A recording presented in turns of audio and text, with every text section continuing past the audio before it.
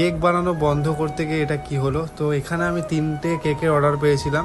যখন আমি কেক একদম বানানো বন্ধ করে সব কিছু গুছিয়ে দিয়েছিলাম তখনই এসেছিলো 3টে অর্ডার। আর খুবই মানে আমাকে পার্সোনালি বলেছে যে এই কেকটা দরকার খুব, বা আমার কেক ছাড়া সে বার্থডে সেলিব্রেট করবে না, তো সেই হিসেবে আমাকে বানাতে হয়েছে।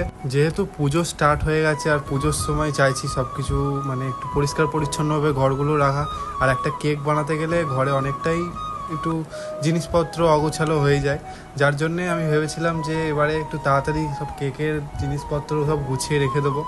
তো যেদিন গুছিয়ে সব কিছু রেখেছি আমি জাস্ট হোয়াটসঅ্যাপে একটা পোস্ট করি, স্ট্যাটাসে দিই যে আমি আর এখন পুজোর পর্যন্ত কেক বানাবো না।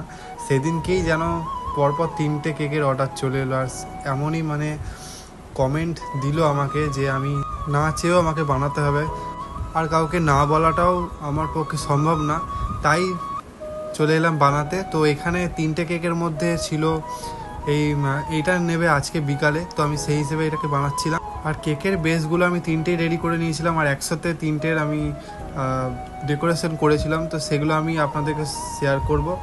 আগে একটা শেয়ার করছি, এটা একটু নর্মালের মধ্যে ছিল, বেশি ডিজাইনের মধ্যে করিনি, আর এটা খুবই ভালো লাগে এই ডিজাইনটাও, তো সেই হিসেবে এটা এখানে ইয়েলো কালার দিয়ে একটা উপরে জেল দিয়ে দিয়েছি। আর নিচের কাজটা পুরোটা জেল দেবো না, হালকা ড্রপ করে দেবো যাতে একটু ভালো লাগে, চকলেট যে কেকগুলো হয় ওরকম টাইপের।